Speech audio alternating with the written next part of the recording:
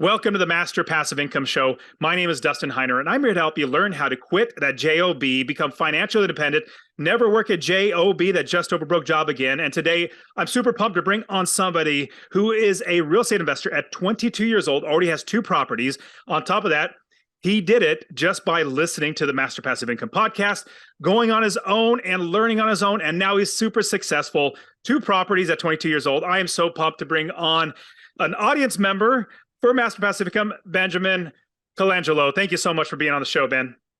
Thanks for having me. I'm super excited to be on the show. Man, this is so cool. And so I get people reaching out to me. You know, I have like an Instagram. It's the Dustin Heiner is what I have for my Instagram. And I get people reaching out to me, DMing me, telling me their wins, their successes and everything, which is so cool.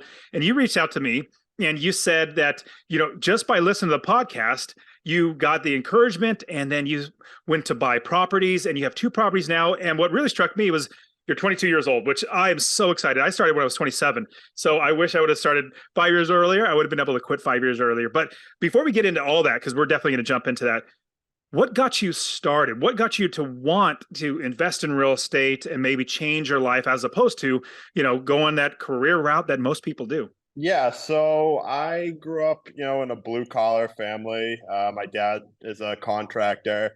So I definitely saw, people like working hard their entire life and kind of just looking around at everyone. Everyone told me, you have to save for retirement. You have to save for retirement.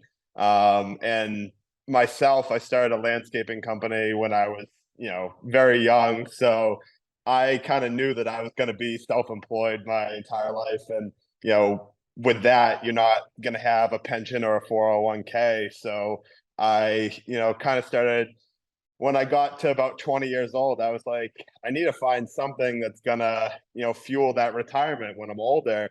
So I decided to go into the investment properties, actually. So kind of started poking my head around in it for about a year and a half. I didn't jump right into anything. And, kind of definitely had to wait for the right property. Like you say, you don't want to just jump into something just to buy it. So that was kind of my motivation for it, was to get a property that, in 20 years will be paid for, and, I could sell it and have money for retirement or keep creating passive income. Love it. And creating that passive income is what, helps us to feed our families and everything and, afford to do things in our lives. Now, how did you find the podcast? And because I really wanted to interview you and ask you about the process of listening to the podcast and then really getting the courage to do that and also having the tools to do it. So talk to me about how'd you find the podcast and then talk to me about the process in listening to eventually getting your first property. Yeah, so I had kind of been poking around. I read a book. It's called Rich Dad Poor Dad. I'm sure you've heard of it. And then that kind of, fed the fire under my belly. And then I started just typing into Spotify, like real estate podcasts. And I ended up stumbling on your podcast and I started reading it, did a little research on the website. And it kind of, like I had kind of said before, I had just listened to your podcast. I didn't, purchase any of the classes on the website, but it did help me, like you say, to find a good mentor. And I found somebody who is a family friend of mine that I didn't even really understand what he did at first. And he has, I think, 20 something doors that he rents out. So I started asking him the questions that, that you kind of need to get going. And it ended up leading me to buy my first property. Having somebody to walk you through it. Now you can do yourself. It's rather difficult and it takes a lot longer. You're going to have a lot of bumps and bruises along the way and potentially lose a lot of money. I've lost tens of thousands of dollars doing it the wrong way, but then I figured out, okay, that didn't work. Let me not do that. But how much better is finding somebody like, let's say you have a family member that invests, like grab onto them. Like, hey, I would love to help you. And here's my suggestion. help them in their business so you can learn, and you could also at the same time be picking their brain, or just be educated by them, and by you doing deals with them or being a part of their business, you're going to just by osmosis just literally be in there, you're literally going to be getting firsthand education. So I think that is phenomenal. So talk to me about being younger, and you're 22 years old now, you have two properties, you just closed recently on another one, and talking about being younger, was it scary? Because I do get students that are 17, 18, and 19 years old, and helping them, they've once they start, coming to for coaching, joining the membership or anything like that, they already know that they want to do it. Like they're already driven, which I'm like, that helps. Because if you're not driven, it's going to be really, really hard. But they're already driven. And then once we build the business and then we find the right properties, start making cash flow on it, we check it out, make sure we can make cash flow. We just buy it and then it works for us. Talk to us about being younger and any hurdles that you had to get through or any mindset shifts that you had to change. Now, Rich Dad Poor Dad has a fantastic way to start. So if anybody hasn't read that, great book, definitely do that. But talk to us about starting younger. Yeah, so I do want to just clarify, my property it's a two family. I don't have two properties. But yeah, so I started, I've always been really interested in real estate. Ever since I was a young kid, my dad had built a real estate development when I was a kid, so I got really exposed to that. And kind of like you say, just over broke job. Like I work really hard for my money. I do masonry work and whatever it takes to make that buck. So it's like, I like I said, like when I'm older, I don't want to necessarily be doing that hard work anymore. So that really was the fuel to my fire. And being self-employed is another really hard thing. Like I can't even tell you how stressful it was trying to get a mortgage when you're self-employed, because banks don't want to believe in you as much as if you have a 9 to 5 job. When you have that guaranteed, quote unquote guaranteed, the banks think it's guaranteed. Hey, they've been working for 2 years. It doesn't look like they're going to stop anytime soon. That's money that they are guaranteeing in a sense, or you are saying, I'm going to keep making money to pay off that mortgage. Yeah, I 100% agree with that, because when students are about ready to quit their job, I say get as many loans as you can right now, because once you quit your job, it's going to take at least 1 to 2 years before you're going to be able to use your credit again. Now, there's other ways, from commercial loans to DSCR loans, debt service coverage ratio loans. I could teach my students how to do that. There's a lot of ways outside of getting your own mortgage on your own credit, but it's so much easier if you just get your own credit. So that's a great step. Now, talk to us about this first property. Where is it at? What was the process of buying it? If you don't mind sharing how much you bought it for and what the passive income is like. Yeah, so I just closed on it about a month ago. It's in Massachusetts, actually. I was looking in the Midwest, like you've kind of preached on your podcast a little bit, just because there's definitely some really good deals to be had in the Midwest. But I found a property that is my property is very interesting. It's a two family, but it's also in a mixed use zoning. So I can run my it's there's two separate structures on the property, and you wouldn't even know that they're connected. They're on two separate streets. It's very interesting, but I can run my commercial landscaping business out of the bottom of it. So I was looking into actually renting a shop, if you will call it that, for my business, and it was going to be about $3,000 to $4,000 a month. So I was like, that's a down payment right there that I'm just going to waste in a year on a house. So I found this property. It was listed for, I think it was 450,000 originally, and it had been on the market for a while. It's like I said, it's kind of an oddball property, but the HUD fair market value rents are $3,540 for the house, which is a 4 bedroom. So it's getting really good rent. I ended up offering them 350,000 on the house, and they originally said no. Can you go to 375? I said I'm holding at 350,000, and they ended up doing the deal. I could not believe it. I was so excited. That So I is ended up, that's amazing. So recap. So I want you to keep going, but recap. So they were originally asking what, and then you got it for 350. they were originally asking 450,000. They had lowered it down to 395 after it had been on for about a month. And one of the partners in the LLC had passed away, so they just, I think, wanted to get rid of it. So they had been using it as a rental property previously, so the house was kind of set up perfectly for a rental already. I just did like some minor painting and whatnot. And then the other building works perfectly as a, I kind of did the home hack, like you've said before. So I'm going to be living in the unit above for a year until I buy another house, which I'm already on the look for. And then using the unit below that, which is the commercial unit for my business. That is awesome, man. And you're getting so much use out of it, and having somebody else hopefully be able to pay your mortgage. Oh, it doesn't seem hopefully, but you should. Like, it's really, really awesome. And I love how you negotiated. Is negotiating anything? Is that hard for you? Is that easy for you? Because I'll give you an example.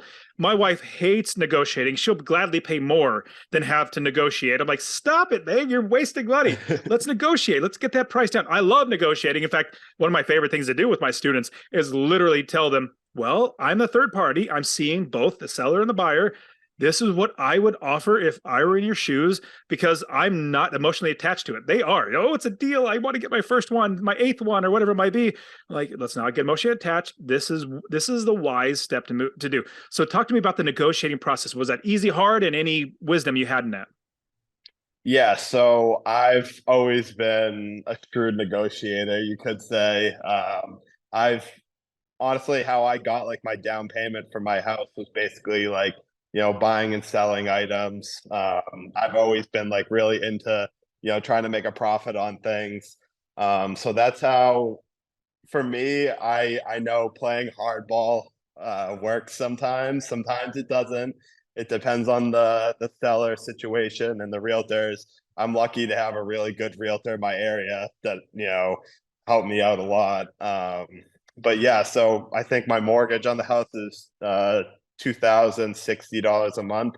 So I have $1,500 for expenses and utilities.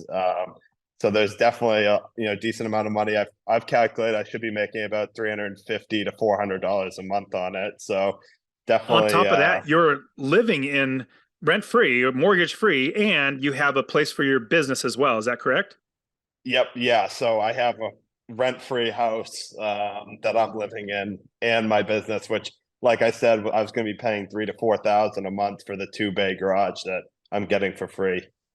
Oh man, that is so exciting. And let's say, you saw it, they were originally asking 450, you bought it for around 350. That's $100,000 in equity that, or just as bought it lower than it's worth. You could have spent that much money, but you didn't. If they lowered the price 399, you got to 350 or 395. 350 is a fantastic deal, and you're making a passive income, and you're not paying for your own rent or mortgage, and you got a place for your shop. I mean, that's just a win win win win win all over the top. Now, talk to me about the finding and financing. Was that hard? Was it something that you thought, man, it would have been better if I did this or that? Like, talk about the finding and the financing portion of it. Yeah, so just like some of the other people I know you've had on the podcast, I love just waking up in the morning, having my coffee and looking at Zillow just to see, all the properties on there. It's so interesting to me when I get like the emails of price changes and whatnot. So I kind of stalk those in a way to kind of see. I mean, I can't tell you how many offers I put in on houses right now with the market being so high. It was like, you really do not want to overpay just because the market's inflated. So that was something that I'm like, I'll put these offers in on the houses. If I get them, I get them. If not, I can't be upset about it. It was a blessing in disguise, really. So yeah, getting the mortgage was very stressful, especially right now. The interest rates are so high, but I was lucky. I did get, because I'm occupying one of the units. I did get that good first time home buyer act kind of loan, I ended up getting 3.99%, which I was really happy with right now. Which is, because everywhere else I was getting, 6, 7%. So I'm How did saving you, some okay, I got money. to ask, how did you get that 3.99? Like that's right now, like you said, it's usually six, maybe even 7 or 8%. I had just called around on a bunch of different mortgage lending groups. The company I'm using is Hometown Mortgage. They do it in-house. They actually keep the mortgage. They don't sell it. Which is why I think they actually just got rid of the program as I closed on the house because of how high the interest rates are going. It was so stressful because I thought originally I was going to be able to put 5% down, and I was so excited. I was like, wow, I can get, I can save all this money for some of the renovations that I wanted to do to the property. And it ended up going up to 14%, but it all worked out in the end. I got the property. I still got a great deal on it, so I can't be upset about getting, having to put a little more down. And it did end up lowering my payment a little bit, which, is good in the long run. Well, I mean, and getting 3.99%, I mean, it is terrific interest rate. I mean, overall, you're going to be paying so much less. I mean, now that the interest rates, I don't think they're going to come down anytime soon. And, talk to me a little bit about what I always try to share with people that right now we're entering one of the best times ever to invest in real estate. And on top of that, we need to be ready to invest. We can't just like all of a sudden it's great time to invest in real estate and just start investing, not knowing what to invest in, not knowing how to invest, not knowing where, not having the context, not having all this stuff. It seems like you were obviously with listening to having a mentor, like you prepared in advance, and now you were able to jump on a property, able to get a really good interest rate, got $100,000 off the asking price. Like it didn't just fall in your lap, but you've been working towards this. Talk to us about how we need to be prepared and start doing work now so that when opportunities come, we can jump on them. Because there's a quote that I think it's something like, and I'm probably going to butcher it, but I'm basically more lucky the more prepared I am, in a sense. Like the more prepared I am, the more I work at it, practice, and get everybody. Then you can call me lucky, but I worked my tail off to get as lucky as I am. Yeah, definitely. I completely agree with that. Especially right now, there are so many good deals out there. It's crazy. The prices are starting to come down. I mean, I I wish I had like, a couple $1 million to play with right now because I'd be buying, buying, buying. Unfortunately, like I said earlier, I'm 22 years old, so it's the finances aren't completely there, but I'm hoping, within probably 6 to 8 months I can, buy another property and keep building. But I think within the next year, if you can be as liquid as possible, just ready to pounce on something, make sure you have, a pre-approved approval for a mortgage ready to go. So that way, when that first property comes up, you can just jump on it and be like, hey, I have everything I need. I'm a great candidate to buy the house. And, another thing that I know you mentioned is, live within your means. Do not, I live through, you could say I live frugally. I mean, I don't have a fancy car or anything like that. I pulled up to my rental property on the day I closed of it in a $500 car that I've been driving for 3 years. And I'm like, this is what it's like to be an entrepreneur. I'll buy the fancy car down the line when I've made it. 100%. Absolutely. And now, well, it's also like if that's a goal of yours, absolutely. Like I'm not a big car guy. I have money to buy a car, but we still have one car. It's a SUV. It gets us to and from. I invest in more properties. In fact, that's what apparently I'm a collector of properties. I love doing that. Now, talk to me about as you are finding this property and you want to make sure you have passive income on it and you're structuring everything. Was it hard to get past the due diligence stage? Because a lot of people they get stuck in it's called analysis paralysis. There's so many numbers, or they're looking at so many properties. Was that hard for you? Did that come up, or was it like, man, this is a great opportunity? I see it. Let me jump on it. Yeah. So I never bought the green light calculator, but if you don't have somebody, so fortunately enough, my mentor had made one pretty much the same. So I had been using that to figure out my properties. And, it only takes 10, 15 minutes. If you don't have that, like I don't even know how you would analyze the property, honestly. So that is such a key thing to have. Is for you, it's the green light, calculator that I would look through a property and I can quickly look at my Excel document and basically see, I can make X amount of dollars on this property a year. I'm cash flowing this per month. So that's the biggest thing. So I can take any property that I see on Zillow, find the taxes, put it in, and then it's so fast to just understand that this could be a property that I want to look into more. And so when I looked at the property that I ended up actually purchasing, I put it in with a few different sale prices to see what the maximum I could pay for it would be. And then I ended up actually going to the property because it's only about 25 minutes from where I live, or was living.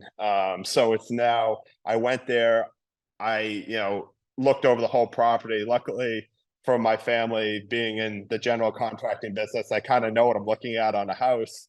But if if it was somewhere in the Midwest, I would 100% have a home inspection done to see, what I'm going to have to put into this property to make it a good rentable unit. Absolutely. And making sure that you are going to be making passive income. If you don't make passive income on your property, it's gonna eat you up eventually. So I'm really glad you're moving forward on that. Now, what's the goal for you? Is it to eventually have enough properties to where you're successful and employed and you don't have to do your business anymore? Is it to free up your time? What's your goal for real estate investing? So my goal is I'd ideally like to be retired by 45, 50. Because the way I look at it is I'd like to have 10 to 15 properties by the time I'm 30 years old, which is in 8 years. So that would be considering if I buy a few 2 to 3 family houses, I'm hoping to have like anywhere from 15 to 20 doors, that I'll be renting out. And then I'll have, I'm one of those people that, I don't really like to sit still. So not sure if being completely unemployed will be my end goal or if it will just be managing the properties and kind of doing my landscaping business as more of a hobby than a job. So yeah, I'd like to, the way I look at it is if I can have all these properties purchased, by the time I'm 30, if I make a couple extra mortgage payments on them a year, pending if I'm making good passive income on them, I can have them all paid off by the time I'm 54. And then I will, kind of be retired at that point and just be collecting the check, a much bigger check because I won't have the mortgage on it to carry. Absolutely. And the rate that you're going, it seems like you're going to move even faster. I mean, you're younger and what's the first one's always the hardest. Getting the second one's not nearly as hard. And then branching out to other areas of the country, if that's what you want to do, it's not nearly as hard because the newness of it or the risk and scare factor of like, oh, I'm afraid of what's going to happen, that's gone because you have a framework of what you need to do. So what would you say are the like lessons that you've learned throughout this process? Anything that you've experienced, like, oh man, this happened, don't do this, or what lessons can you share with us? Yeah, definitely. So I'd say, like you said, that first property is so hard to get. I mean, I was so nervous, especially I'm still a full-time college student. So I was like thinking about this. I'm like, oh my gosh, if I can't get this rented, I'm going to be carrying a, $2,100 a month payment for how long? But I was kind of eased in the mind by looking at like how high the rental demand is in the specific town that I purchased in. So I'm like, I know I can. I figured, between all the renovations that I need to do, it's nothing major, but I just want to, update the house a little bit. That way, I won't have any problems with it down the line. That's another thing too. That's a huge lesson is that if you're gonna do repairs on your rental property, just do them the right way. That way you don't have to deal with it down the line. Shoddy work doesn't go far. Um, so when I did purchase the property, I, was sitting there and I'm like, wow, if I can get this done in probably 3 to 4 months, I know I can carry it for that long.